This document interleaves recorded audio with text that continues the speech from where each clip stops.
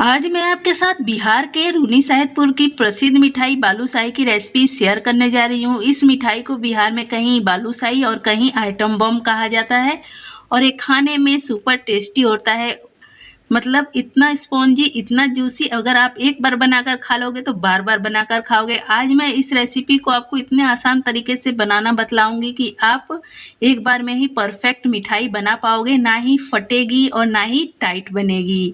तो चलिए बिना देर किए वीडियो शुरू करते हैं। वीडियो शुरू करने से पहले आपसे रिक्वेस्ट है, आपने अभी तक मेरे चैनल को सब्सक्राइब नहीं किया तो प्लीज़ सब्सक्राइब कर लीजिएगा। तो आपको मैं एक मिठाई को कट कर भी दिखला देती हूँ कि ये मिठाई कितनी स्पॉन्जी और कितनी जालीदार बनती है। खाने में बहुत ही ज़्यादा स्वादिष्ट होती है और मुझे नहीं लगता कि ये मिठाई बिहार के अलावा और कहीं भी मिलती होगी। तो आप इसकी जाली को देख सकते हो, कितनी बढ़िया और कितनी बेहतरीन ये बनी है और इसमें जूस देखिए एकदम भरा हुआ। तो चलिए फटाफट से रेसिपी स्टार्ट करते हैं। इस रेसिपी को बनाने के लिए यहाँ पर मैंने 1.5 लीटर फुल फैट दूध ले लिया है। ये पहले से दूध गर्म था, मैं इसे फिर से गर्म कर लूँगी। जब तक दूध गर्म हो रहा है यहाँ पर मैंने दही ले ली है। तो मैं आज आपको पूरा प्रॉपर दिखलाऊंगी कि मैं दही से दूध को कैसे फाड़ती हूँ। तो यहाँ पर आपको पतला दही हो या गाढ़ा दही, कैसा भी दही हो, दही ले लेना है। तो मैं यहाँ पर हाफ कप दही ले रही हूँ। अगर आप दही से दूध को फाड़ रहे हो तो आपको एक बात ध्यान रखना होगा कि आपकी दही खट्टी होनी चाहिए। मतलब जो ताज़ा दही है उससे अगर आप फाड़ने की कोशिश करोगे तो जल्दी फटेगी नहीं। तो मैंने हाफ कप दही लिया है। हाफ कप दही में मैं हाफ कप ही पानी ऐड कर रही हूँ और इसे मैं सिर्फ 10 सेकंड तक चला लूँगी, जिससे कि एक बिल्कुल पतला हो जाए। देखिए बिल्कुल छाछ के जैसा ये हो गया है और यहाँ हमारा दूध भी उबलने लगा है। तो बस फटाफट से इसमें हम ऐड करेंगे और एक हाथों से हल्का हल्का इसे मिक्स करेंगे। और आप देखिएगा ये डालते के साथ ही कितनी बढ़िया फटकर रेडी हो चुकी है। तो देखिए यहाँ पर पानी अलग हो चुका है और हमारा छेना अलग हो चुका है। तो बहुत ज़्यादा लेट नहीं करना, फटाफट से इसे हमें छान लेना है। बहुत ज़्यादा देर तक अगर हम गर्म पानी में छेना को छोड़ देंगे तो हमारा छेना हार्ड हो जाएगा। तो इसलिए इसे फटाफट से छान लेना है। इस रेसिपी की मेन बात यही है कि आपका छेना बहुत बढ़िया होना चाहिए, सॉफ्ट सा छेना होना चाहिए। तो अगर आपका दूध जल्दी फट नहीं रहा है ना, तो उसे बहुत ज़्यादा मत उबालिए। उसमें और भी जो खट्टा आप कुछ नींबू विनेगर है तो आप डाल दीजिए। तो मेरा तो दही से ही प्रॉपर ही फट जाता है। तो यहाँ पर आपने देखा मैंने इसे फटाफट से छान कर फटाफट ठंडे पानी में डिप कर दिया है। गर्मी का दिन है तो आप फ्रिज का पानी ज़रूर यूज कीजिएगा। फ्रिज के पानी से हम इसे धो देते हैं तो फटाफट से ये ठंडा हो जाता है और इसका जो थोड़ा बहुत खट्टापन है वो भी दूर हो जाता है। तो इस पर बहुत ज़्यादा वेट नहीं रखना। मैं देखिए हल्का सा वेट रखकर इसे सिर्फ 5 मिनट के लिए छोड़ दूंगी। यहाँ पर मैंने पैन ले लिया है, इसमें ऐड करना है 1/4 कप शुगर, यानी कि 1/4 कप चीनी। तो इसे हम मेल्ट होने देंगे, इसे हमें कैरेमल रेडी करना है।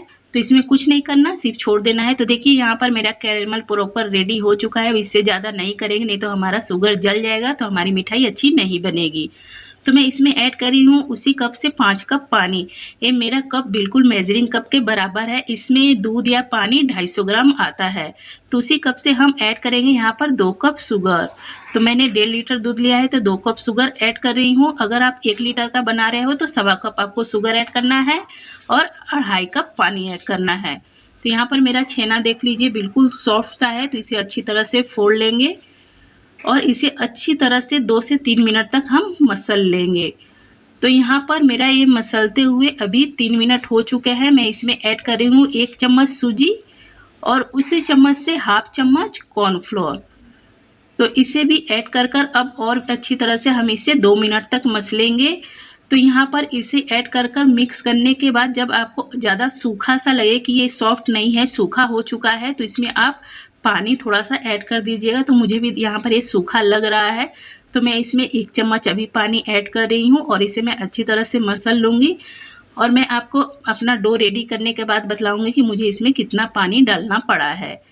तो इसे बहुत अच्छी तरह से मसलना है, बिल्कुल भी गुठलियाँ नहीं होनी चाहिए और मसलते मसलते बिल्कुल सॉफ्ट हो जाना चाहिए। तो देखिए ये बिल्कुल परफेक्ट रेडी हो चुका है। तो यहाँ पर मैंने इसमें 3 चम्मच पानी ऐड किया था। तो आपको ध्यान रखना है कि आपका छेना का जो डो बन रहा है बिल्कुल सॉफ्ट हल्का फुल्का बनना चाहिए, एकदम ये टाइट नहीं होना चाहिए। तो यहाँ पर मैं इसकी लोइयाँ निकाल ली है और क्या करना है, हाथों में लेना है, राउंड राउंड इसे घुमा देना है। बस फटाफट से इसके बॉल रेडी हो जाते हैं। तो यहाँ पर बहुत ज़्यादा कुछ भी नहीं करना, आप देख सकते हो बहुत ही बढ़िया से इसके बॉल रेडी होते हैं। तो इसी तरह से हम सारे बॉल्स को रेडी कर लेंगे। थोड़ा बहुत ऊपर से अगर आपका ये फटा वटा सा है तो कोई दिक्कत नहीं है, एक पानी में जाने के बाद बिल्कुल भी फटता नहीं है। बस आपको फटाफट से सारे बॉल रेडी कर लेने हैं। तो यहाँ पर देखिए सब रेडी हो चुका है और हमारी चाशनी भी यहाँ उबलने लगी है। तो कुछ नहीं करना है, इस चाशनी की तार वार कुछ नहीं बनानी, बस शुगर मेल्ट हो जाए, चाशनी अच्छी तरह से उबलने लगे, बस इसमें फटाफट से हमें अपने छेना बॉल्स को ऐड करना है। एक एक कर ऐड करेंगे जिससे कि इसका टेम्परेचर बरकरार रहे, हमारा जो चाशनी है जल्दी ठंडा ना हो। तो यहाँ पर सबको मैंने ऐड कर दिया है। अब इसे हम ढककर 35 मिनट तक मीडियम फ्लेम पर कुक करेंगे, हाई फ्लेम पर कुक नहीं करेंगे। अगर आप ढक नहीं रहे हो, हाई फ्लेम पर कुक कर रहे हो, तो आपको क्या करना पड़ेगा ना, इसमें बीच बीच में गर्म पानी ऐड करना पड़ेगा कि आपकी चाशनी गाढ़ी ना हो। तो यहाँ पर देखिए कितनी अच्छी तरह से ये उबल रहा है और ढककर कुक करने से यही फ़ायदा है कि इसमें पानी ऐड नहीं करना और थोड़ा ज़्यादा समय लगेगा, मतलब 10 मिनट ज़्यादा समय लगेगा, आपकी ये मिठाई बहुत बढ़िया बनेगी। तो यहाँ पर इसे पकते हुए अभी सिर्फ 5 मिनट हुए हैं और आप देखिए ये कितना बड़ा बड़ा सा हो गया है।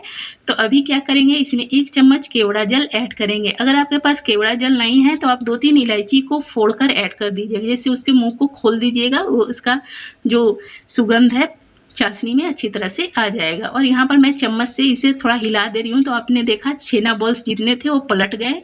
तो इसी तरह से बीच बीच में आप चम्मच से इसे हिला दीजिएगा।